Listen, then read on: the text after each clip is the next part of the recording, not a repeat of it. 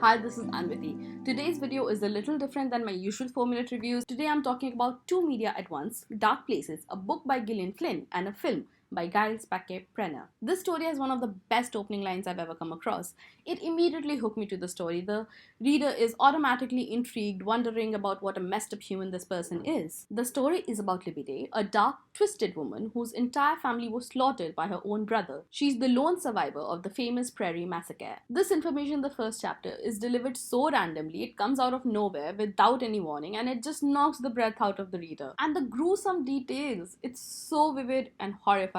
Despite her traumatic past, you don't feel any sympathy or empathy for this mean woman in the first two chapters because she's not portrayed as sympathetic. She's mean, she doesn't even work, she hasn't worked a day in her life, she lives off of other people's donations. She's just not a character that you would want in a book. She's broke because she refuses to work and refuses to grow up on account of her past. So she comes across a group of real-life murder mystery enthusiasts who on first glance are like your typical conspiracy theory tinfoil nutjobs, but then they are convinced that Ben Day, her brother, who has been incarcerated for over 2 decades, is actually innocent. She obviously does not believe them, but then goes along with their theories so that she could make some money off of them. Then the story becomes about Livy uncovering her own past through Lyle help. It dives deep into the satanic panic, the broken police and law system, the judgments of the society, the banking, the agricultural industry, all of those things. Coming to the film, it stars Charlize Theron and Nicholas Hoult, and I can't be the only one who finds Nicholas Hoult incredibly attractive. This film wins by being a fairly good replica of the book. Of course, there's never been an adaptation in the history of adaptations. There was an exact Xerox of the book.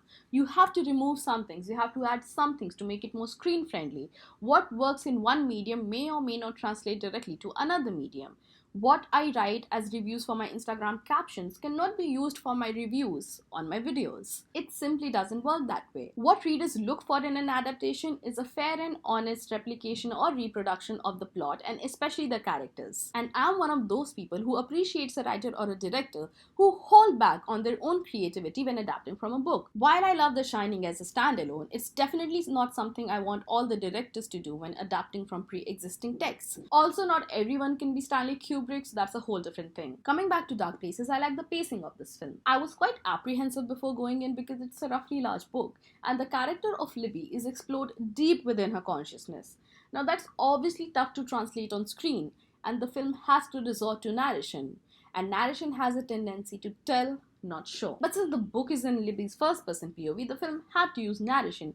But it works in this film. It's not like Once Upon a Time in Hollywood, where narration just comes within the first 12 minutes and after the bar scene it just disappears. Narration sucks when it's added as an afterthought to resolve a plot hole or tell the audiences what the screenwriters failed to show. However, in this film, it's a coherent part of the narrative, so it works well. The performances are definitely amazing, but adapted for screen and mass appeal. The book Libby is much darker and twisted and damaged. Theron's Libby feels almost sweet and innocent and naive compared to her source. Where the film disappoints is by falling into the trap of adaptation attractiveness. The simplest way to describe this phenomena would be only pretty, unrealistically attractive people deserve to be on screen. Think of Tyrion Lannister. Book readers know him to be ugly, scary, deformed, and repulsive. Even his genitals are described similar to his face. That's the amount of emphasis Martin wanted to put on his unattractiveness. But what did the show do? It cast a male dwarf supermodel. Don't get me wrong, I absolutely loved his performance, but Peter Dinklage is by no means unattractive. Especially those last 3 seasons with the hair and the beard, it just works. But at least Peter is still a dwarf. Imagine if they'd cast Jason Momoa to play Tyrion's role, because that's the sort of thing this film did. Libby Day in the books is described as a stunted childlike body with heavy bags under her eyes, which are a clear manifestation of her depression. She feels like she doesn't have enough space in her body for all her organs. That's how concerned she is about her size. She's unattractive not only because of her looks, but because of her personality. She's mean, she's lazy, she seems to relish in the fact that she's a celebrity massacre survivor. In fact, she blames another child whose family was killed the same year for stealing her own thunder, and that she would have gotten more money if it wasn't for that unfortunate child. So you see, she's not a character that you want to root for. Her looks are a big factor in her outlook on life. She calls her blood tainted, the day blood tainted, because it produced Ben Day, a murderer, and Libby Day, a slightly dwarfish woman. So that's kind of her perspective on life. The film Libby is Charlize Theron. Do I need to explain why that doesn't work? She's ducking gorgeous. A baseball cap and cropped hair do nothing to erase her ethereal beauty. This tall, beautiful, and slightly empathetic Libby of the film is very far removed from her book namesake. Probably because filmmakers work under the assumption that only gorgeous people can sell a story and not the story itself. I think we as viewers are partially responsible for this phenomenon because we have set standards of beauty and things that we want to see on screen.